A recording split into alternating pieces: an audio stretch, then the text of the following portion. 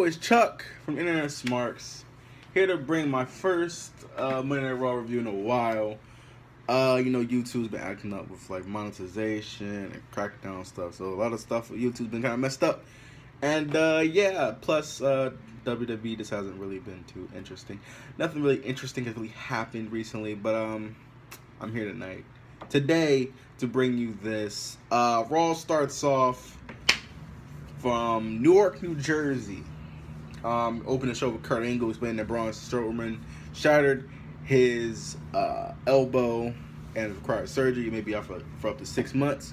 Angle asked who will now challenge Brock Lesnar for the Universal Championship at Great Balls of Fire. They haven't really confirmed that, but they haven't spoke about that on the show. That's when his next title defense will be, but we all know that's when the next title defense will be. Well, his first title defense will be. He says the opportunity should be earned.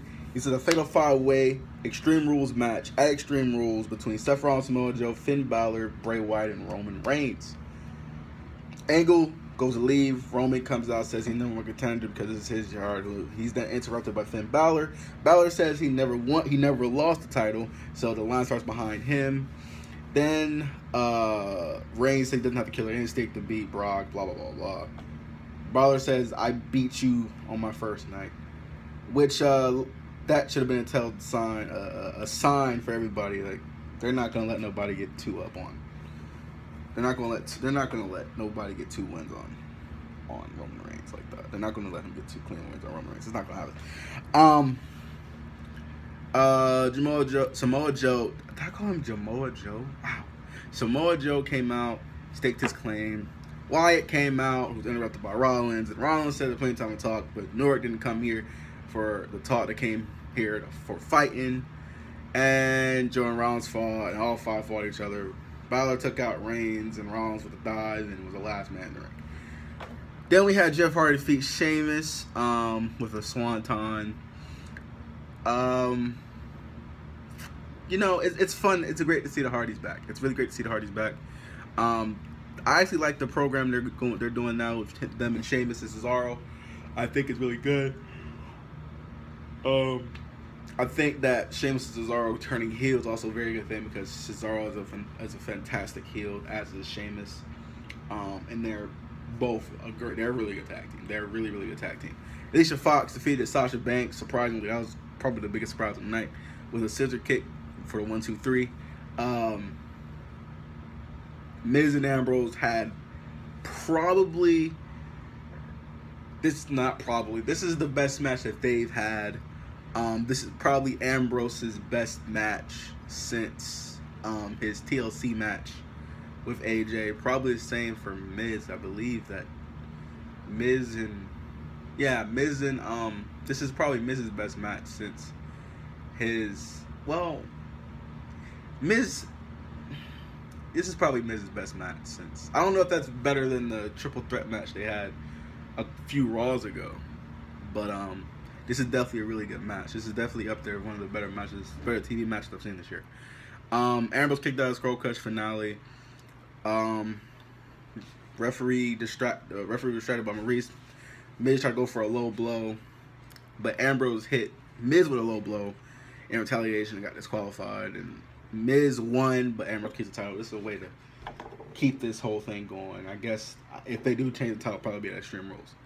Alexa Bliss cuts a promo, says she's the goddess of WWE. Bayley interrupts her, and they started arguing and fighting. And Alexa went under the ring and got a kendo stick from under the ring and hit Bayley with it. I haven't seen a kendo stick between the ladies in a while since Sasha and Charlotte. So I'm glad to see a little bit more edgy stuff from the girls. Backstage, Miz complained that to Kurt Angle about how he won, but it was because Ambrose got disqualified, blah, blah, blah. They set up Intercontinental Championship rematch at Extreme Rules with a stipulation that the title can change hands on disqualification. I don't know why they didn't make every match at Extreme Rules an Extreme Rules match. What the fuck is the purpose of the goddamn pay-per-view? It's going to be one Extreme Rules match, and then we'll get on to other stipulations later on, which is fucking stupid. TJP and Neville beat Jack Gallagher and Austin Aries. Neville held on Gallagher's leg, allowing TJP to hit an avalanche and a detonation kick to get the pin. After that, backstage, Kurt Angle made a kendo stick on a pole match between Alexa Bliss and Bayley for the Raw Women's Championship at Extreme Rules. I fucking guess Vince Russo came back and was hired by WWE for one night only. Whatever. Roman beat Finn. Finn eats a pin 2 out of 3 weeks. Eats a pin. Yeah. I guess there goes the whole WWE's really high on Finn. I really need to clear storage before I make these videos. It never fails. It always happens to me. Anyway, yeah. Finn, I feel like Finn should be protected. I feel like Finn shouldn't be losing many matches, and this is 2 out of 3 weeks that he's been pinned. I just personally feel like, look at AJ Styles. Let's look back. Besides Jinder Mahal last night, how many times has AJ Styles been pinned since he's got on SmackDown Live? Not many. If you have guys that you want to build up and feel like, they took Finn Balor top 5 in the draft, so you know they have plans for him. But the problem is, you can't build a star by making them look so weak and so. He got pinned by Miz and Roman in 2 out of 3 weeks. He's been pinned. That isn't helping make him look like a strong character. Helping him look like the Demon King. Helping him look like a star. It's not, because he's just getting beat. There's so many cases in that. Like, we look at Bray Wyatt. Bray Wyatt, ever since he lost his title, it's like his mystique, his power has just like been taken from him. Like, you just don't. He cuts these captivating promos, but you don't believe it because he never wins. He had a great night at Elimination Chamber. The next time he defends the title, he loses. You know, it isn't the second title defense he has, he loses, and it's just like, it's not believable. I don't know. Let's just hope that this isn't a trend for Finn Balor, just getting pinned all the fuck time. Especially because he's probably gonna end up doing the Demon King entrance with the paint and everything for Extreme Rules, because it is a big match, even though it's like a multi-man match. But he did do it for his debut with Hideo Itami against the Ascension in NXT. So I think he'll come out as a Demon King. And personally, if he comes out as the Demon King, he should 100% win the match. Because you don't have somebody have something. What the hell? You don't have something so creative as Demon King Finn Balor, and just have him lose. Like, he should not lose with that. He's lost in NXT. He lost to Samoa Joe twice, I believe, as a Demon King. I think. Was it once? I think it was once. I don't know. But he shouldn't be losing like that. And if that's the plan is for him to win and to face Brock, you definitely don't want him to be losing. But we'll move on. Golden Truth made the entrance. Goldust turns heel on R-Truth, beats the shit out of him, then told Truth, "That's what's up," and walks out. Enzo and Big Cat made the entrance. They were interrupted by Titus O'Neil and Apollo Crews. Titus says Apollo will beat Enzo. Big Cat says Crews is facing Enzo.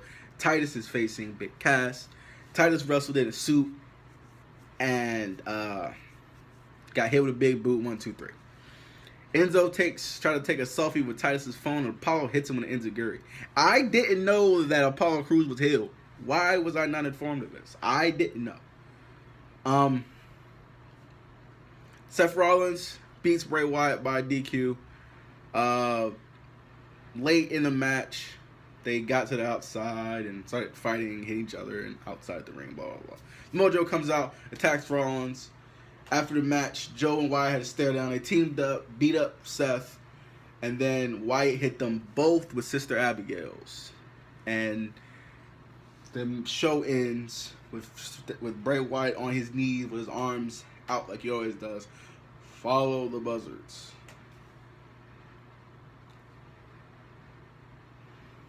I don't see it. Like I don't believe it. I don't.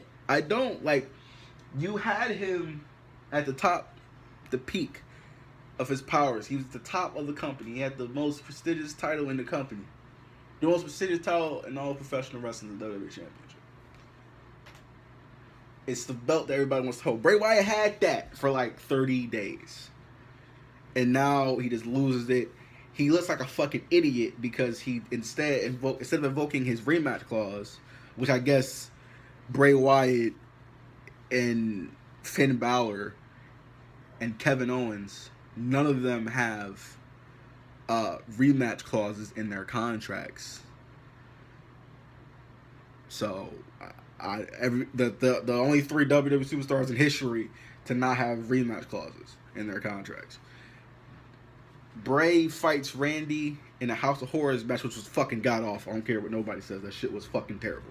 It was a higher budget but shittier version of the Final Deletion, which is impossible to do because the Final Deletion was just cheap and corny, but it was good.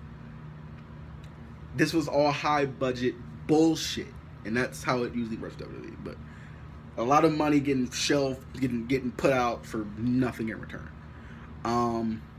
Crowd booed it, whatever. Bray, they're building Bray up, and I truthfully, honestly believe he's just getting built up to lose again. I honestly feel that he's just going to lose. He's just going to be the one that gets pinned. It's a 5-way match. Let's think of it this way. We know Roman Reigns is going to get pinned. Seth Rollins just beat Triple freaking H at WrestleMania, so what sense would it make for him to eat a fall from any of the other 4 men of the match? Samoa Joe has been pinned once since he's been on the main roster. Finn Balor is probably going to be the Demon King. He's not going to do the job. They're not going to have him do the job for anybody else. The logical candidate to get pinned in this match is the guy that is the weakest of the 5, Bray Wyatt. His character is not strong. He doesn't win big matches. It just all signs point to him losing this match, which I don't understand why they spend so much time in these shows building up to pay-per-views. They do it all the time with this guy. They build him up and build him up and build him up and build him up and build him up and make him seem like he's this big threat just to lose. They're wasting their time. If you're not going to have this guy win big matches, I could be wrong. He could win. Because I didn't believe that he was going to win Elimination Chamber. Even though I saw all the dirt sheets and all the betting odds and all the spoilers and all that stuff and all that said he was going to win Elimination Chamber, I didn't believe it until I saw him pin AJ Styles 1, 2, 3. I didn't believe it. Because it's impossible to believe anything that Bray Wyatt says because the characters are so weak. I hope I'm wrong. I really do hope I'm wrong. I hope Bray Wyatt gets a shot at Brock Lesnar. They should have done this a few years ago, but Bray was injured, and they need to pick that up because I believe as much damage as they have done to Bray Wyatt, a win over Brock Lesnar instantly makes him legit, instantly makes him a star again, instantly makes us believe everything he says. Any of the 5 men in this match, any of those 5 men in this match, even Roman Reigns beat The Undertaker. So I don't really think that he needs it, but if any of these 5 men, well, the other 4, not Roman, because Roman beat Undertaker, so he's already legitimized and everything. But if the other 4 men beat Brock Lesnar, get to this match, beat the other men in this match, and then beats Brock Lesnar, they're instantly legit. That was a show. It was an okay show. It wasn't, it was tough to balance this and Game 7 Eastern Conference Finals, Eastern Conference Semifinals, I should say. Whatever. That's all I want to say. That's all I want to say. Biggs will be coming to y'all tomorrow with a SmackDown Live review, as that was a that was a decent show.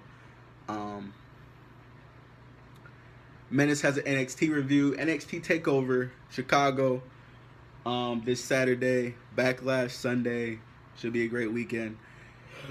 Takeover Chicago could have some surprises. You know, we all know a certain free agent that just hit the market. We'll see. NXT is getting there's a lot of rumored signs for NXT. They do this. They get a big crop of people, like 5 or 6 people, and sign them all at one time. They do this a lot, so hopefully, you know, we get some surprises, some really good action this weekend from WWE. That's it. I'll catch you guys next time. Make sure to follow us on Twitter at InternetSmarts1 for all news, rumors, and updates for everything WWE, as well as live tweets for all WWE programming.